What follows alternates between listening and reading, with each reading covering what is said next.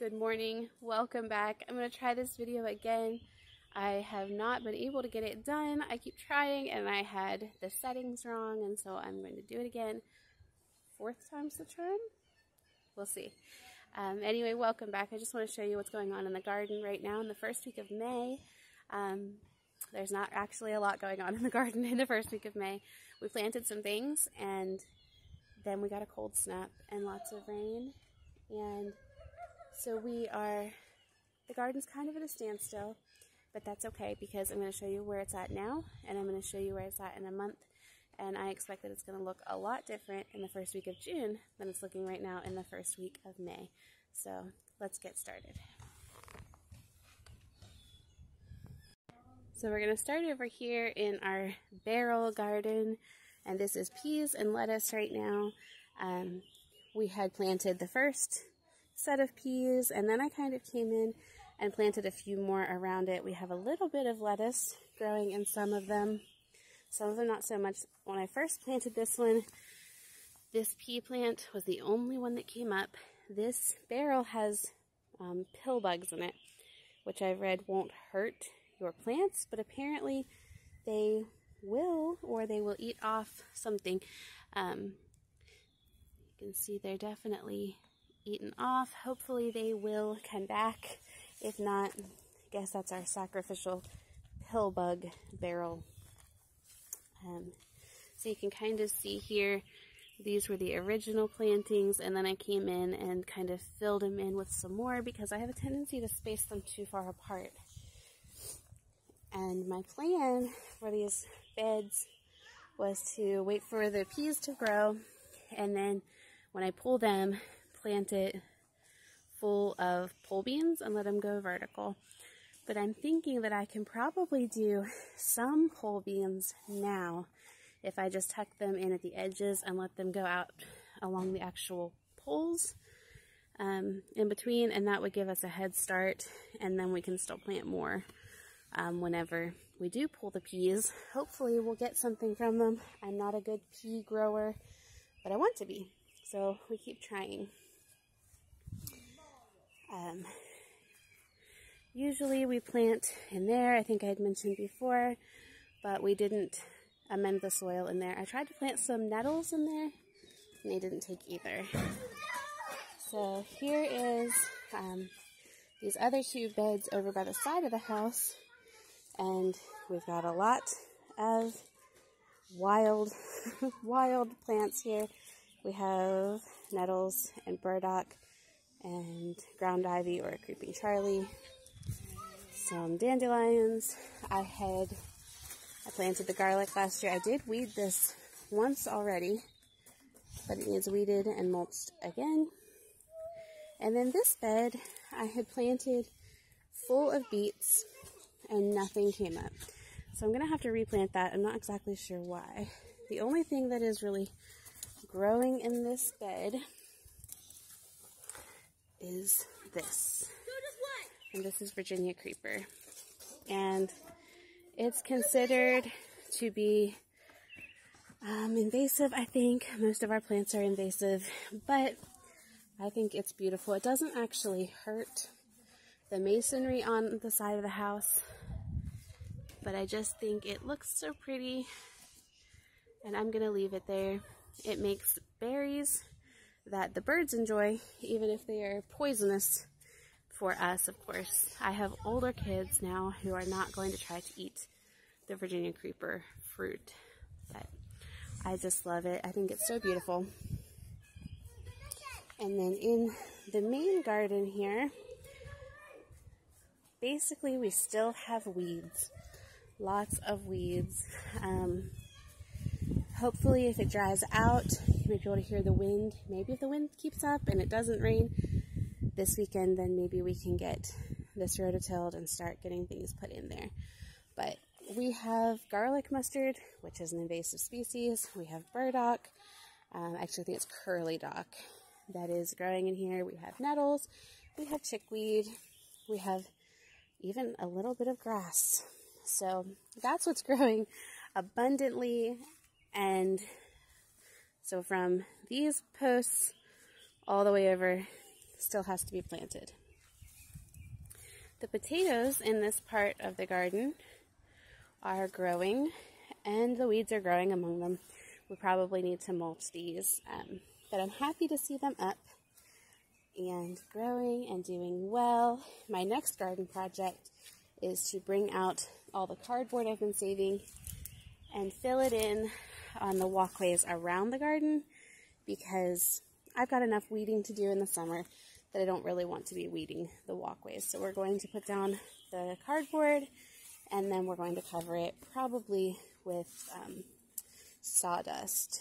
So I'd mentioned before, I think I'm going to do mostly herbs in these tires, and that hasn't happened yet either, but I'm glad I didn't start things that were then going to die whenever it got so cold. Today, well, the last I checked, it said it was 43 degrees here, feels like 37. I would say that's definitely accurate. I feel like our months kind of got flip-flopped. In April, it was dry and warm, and in May, it is so far rainy and cold. I planted some bunching onions in here. You'll notice garbage too. Like, we've had so much wind, things just blow in. We'll clean it up as soon as the wind stops. And we do have a little bit of green kind of popping through at some places. I don't know if they're gonna make it or not. It said to keep them moist. It's been moist. It's definitely been moist. So anyway, there's not a lot of progress in here, but there will be soon. Look at the woods. Look how beautiful and green. Oh, I love spring. I absolutely love it. Even when it's cold, I still love spring. So whenever we go to plant, we have a lot of things that we'll be planting from seed. We usually plant our squash from seed, and it does just fine. And our beans, and our herbs, and our flowers, all will do fine, even if they're a little bit behind what other people do. But we will be also buying our plants to put in the ground instead of starting our own. For things like peppers and tomatoes and broccoli, all those things we will be buying from someone here locally. There's a lot of talk about starting your own seeds and doing things as self-sufficiently as possible, and that can be wonderful, but we don't have a space to do that, and it's okay to outsource some things. We get them for a very good price from someone who is local, and I know it benefits them, and so it's okay. It's all right to buy things that you can't produce yourself, even if the end goal is to produce it yourself. So it's about not comparing your garden to anybody else's garden and just doing the best you can with what you have. And so for us, that means buying plants to put in the ground. It actually ends up being between 25 and 50 cents per plant. We definitely get that back in the produce that we get from that. And so I feel completely okay with buying our plants instead of starting them. You'll notice that the yard is very overgrown right now, and that is because we need to fix the lawnmower. But hopefully soon we'll mow.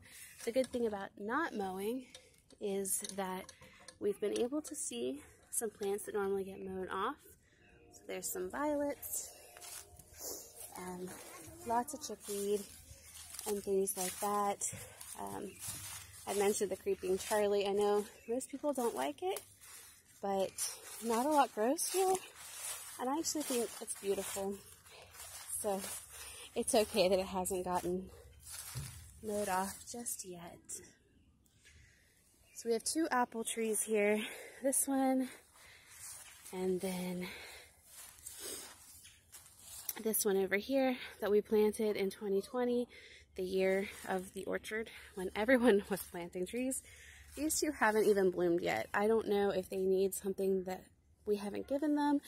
We fertilized them, we've put ashes around them. We've heard that that's really good for fruit trees, but maybe they're just too young, I'm not sure. We also had the cicadas. I don't remember if it was last year or the year before. I think the year before last. And that seemed like it killed off a lot of branches that are just now kind of coming back. And you'll see that too on our peach trees. And then we have these two old apple trees that my grandparents had planted, and this one never produces anything. It's never produced anything. We lived here for 18 years. We've never gotten an apple from it. The other one here does produce apples, and it's got some little baby apples on it right now, just the beginnings. But usually between the deer and the squirrels, we don't get much from it. You can see that bulge there will be a little apple. Actually, they'll be big apples. They produce really big apples, but the squirrels always get them before we do. All right, now I had a phone call, but hopefully I can pick up where I left off. So the peach trees, excuse me, these lower branches I think are cicada damage as well, either that or the deer, but the tops are looking good, especially this one. We've got lots of baby fruit coming on. Hopefully we will get it before the deer gets it. Living in the woods, we have deer problems, and the deer love peaches and apples and basically anything else that they can possibly eat. So we end up sharing with the deer because we just can't fence everything. This the second tree has a couple of baby peaches on it, but not as many as the other one. They're two different varieties. And then the potato garden up here that we had mulched, you saw the potatoes in the regular garden, and these ones are doing really well in the leaves. They seem to like it. There's no weeds, and they're actually fairly tall. You just can't tell because of the leaves around them. But they're looking good. I love growing potatoes because they come up and they're like the first thing you see that's green, and they get big and beautiful, and they have beautiful flowers on them. And I love to eat potatoes. They taste so much better when you grow them yourself than they do from a grocery store. And these ones, the deer will probably come in and eat them off, eat the tops off, but they will still produce potatoes underneath. So that's why we plant potatoes up here and not something else, because if the deer would eat something else, then they would be eating the fruit of the plant and not just the green part of the plant. And also, whenever you are weighing produce to see the yield of your garden, potatoes weigh a lot. We don't grow a lot of like winter squash and things like that weigh a lot.